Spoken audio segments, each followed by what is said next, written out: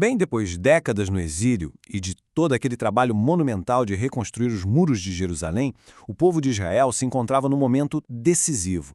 A segurança física, veja, tinha sido restaurada por Neemias, mas a alma da nação ainda estava, de certa forma, em ruínas. Existia um vazio espiritual que muralha nenhuma poderia preencher. E é exatamente nesse cenário que os capítulos 8, 9 e 10 de Neemias nos mostram um dos mais organizados avivamentos espirituais da Bíblia. É um retorno deliberado à palavra de Deus como o verdadeiro alicerce da vida da nação. A nossa análise vai seguir exatamente essa progressão que o texto nos apresenta, como se fossem 3 atos. Primeiro, vamos ver a palavra sendo colocada de volta no centro de tudo. Depois, vamos mergulhar na confissão pública que nasce a partir dessa leitura e, por fim, vamos entender a formalização de um concerto, um compromisso sério e selado com a obediência. Então, o primeiro ato desse drama sagrado é a restauração da palavra. O capítulo 8 de Neemias não está descrevendo uma leitura qualquer. O que acontece ali é a reinstalação da lei de Moisés como a autoridade máxima, o eixo em torno do qual a vida de Israel deveria gerar. A cena de uma solenidade impressionante. No primeiro dia do 7º mês, que era o dia da festa das trombetas, o povo se reúne. E o interessante é que eles se reúnem não por uma ordem, mas por um desejo genuíno de ouvir a lei, como diz lá em Neemias 8, versículo 1. Pense que para aquela geração, que cresceu longe das Escrituras, esse momento era muito mais que uma cerimônia. Era a redescoberta da sua própria identidade. E ali, diante de Esdras, o escriba, a nação inteira se volta para a fonte da sua aliança com Deus. A reação do povo à palavra é imediata, é física e cheia de significado teológico. O simples fato de Esdras abrir o livro já provoca uma onda de reverência. Todo mundo se levanta, ergue as mãos concordando e depois se prostra com o rosto no chão. Isso não é um mero sentimentalismo, sabe? São gestos que expressam uma submissão profunda à autoridade de Deus. Eles estão, com o corpo, declarando que a palavra de Deus está acima deles. E aqui tem um detalhe fundamental, um detalhe de interpretação que não podemos perder de vista. A leitura veio acompanhada de explicação. Os levitas não só leram o texto em voz alta, eles o interpretaram. A Bíblia diz que eles esclareciam o sentido, de maneira que se entendesse o que se lia. Isso nos revela um princípio valiosíssimo. Um avivamento verdadeiro não se sustenta só no ouvir, mas no entendimento profundo da vontade de Deus. O resultado imediato de entender a lei é o choro, um sinal de uma convicção genuína de pecado. Mas Neemias e Esdras rapidamente redirecionam essa reação. Aquele era um dia santo e a resposta correta à revelação de Deus não é ficar só na tristeza pelo pecado, mas se apropriar da alegria que vem do próprio Deus. E essa frase é um pilar. A alegria do Senhor é a vossa força.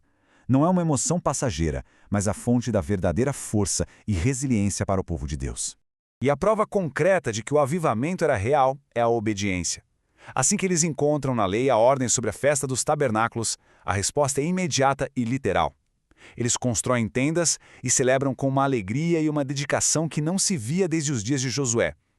Aquela alegria que foi mencionada antes, agora se torna plena. Uma grandíssima alegria, que nasce da obediência à palavra que foi compreendida. Depois da alegria da festa e da obediência, a comunidade mergulha numa reflexão mais sóbria, mais profunda. O segundo ato desse avivamento é uma confissão coletiva, que está registrada no capítulo 9.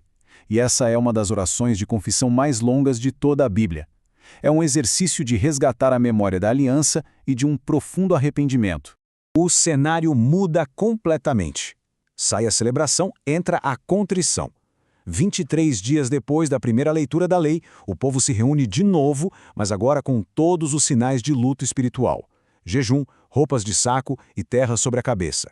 Eles se separam dos estrangeiros num ato que reforça a identidade deles na aliança e passam 1/4 do dia lendo a lei e outro quarto confessando seus pecados e os pecados de seus antepassados. E é muito importante notar como essa oração começa. Ela não começa com a miséria do homem, mas com a majestade de Deus. Antes de qualquer menção ao pecado, há um longo período de adoração a Deus como o Criador único, soberano e que sustenta todas as coisas. A confissão genuína sempre nasce de uma visão correta de Deus, de quem Ele é em sua santidade e poder. O coração da oração é um contraste brutal entre a fidelidade inabalável de Deus e a infidelidade histórica de Israel. Os levitas recontam a história da nação não como uma saga de heróis, mas como um longo registro de rebelião contra um Deus que, apesar de tudo, era persistentemente misericordioso. Reconhecer esse padrão era o primeiro passo para entender a situação deles e, quem sabe, quebrar esse ciclo de desobediência. A oração termina com uma avaliação terrivelmente honesta da situação deles. Mesmo de volta à Terra Prometida, eles ainda são servos, estão sob o domínio persa. E o ponto crucial é que eles não culpam a política, o acaso ou a injustiça. Eles atribuem essa condição como uma consequência direta e justa dos seus próprios pecados históricos. Isso é assumir plena responsabilidade diante de Deus. Acontece que a confissão e o arrependimento, para serem de fato verdadeiros, precisam resultar em compromisso. E é por isso que o terceiro ato é a resposta prática a tudo que eles sentiram e entenderam. A formalização de uma aliança, um pacto selado, que a gente vê em detalhes no capítulo 10. Ao final daquela grande oração, eles tomam uma resolução, como diz Neemias 9:38, em vista de tudo isso, estabelecemos um pacto fiel que o escrevemos e o selar os nossos príncipes, os nossos levitas e os nossos sacerdotes. O avivamento não termina num sentimento passageiro, ele se consolida num documento, um contrato legal e espiritual que amarra a nação a um novo padrão de obediência. E esse pacto não era nada vago, era muito específico. Ele tocava exatamente nas áreas em que Israel tinha falhado repetidamente. A pureza do povo, evitando casamentos mistos, a santidade do templo, guardando o sábado, o sustento do culto com os dízimos e as ofertas e a centralidade da adoração, cuidando do templo. O arrependimento se tornou algo concreto, com compromissos práticos e que podiam ser observados. E essa frase, a última frase do pacto, resume perfeitamente a essência dessa renovação. O abandono da casa de Deus no passado era o sintoma visível de que eles tinham abandonado o próprio Deus. Então, o compromisso de não desamparar mais o templo é a manifestação concreta da decisão de não se desviar mais da aliança. É o ponto que une a palavra que foi lida, o pecado que foi confessado e a obediência que foi prometida. Essa sequência de eventos em Neemias nos dá um modelo. Um modelo que atravessa o tempo para a renovação espiritual. Começa com a submissão à palavra, que leva a um arrependimento honesto que, por sua vez, se materializa em compromissos práticos e deliberados. E a pergunta que fica ecoando através dos séculos é: como é que essa mesma sequência pode ser o caminho para uma reforma autêntica, hoje, em nosso tempo e em nosso lugar? Esta é uma produção da Primeira Igreja Batista de Guarulhos, um ponto de encontro entre Jesus e o pecador.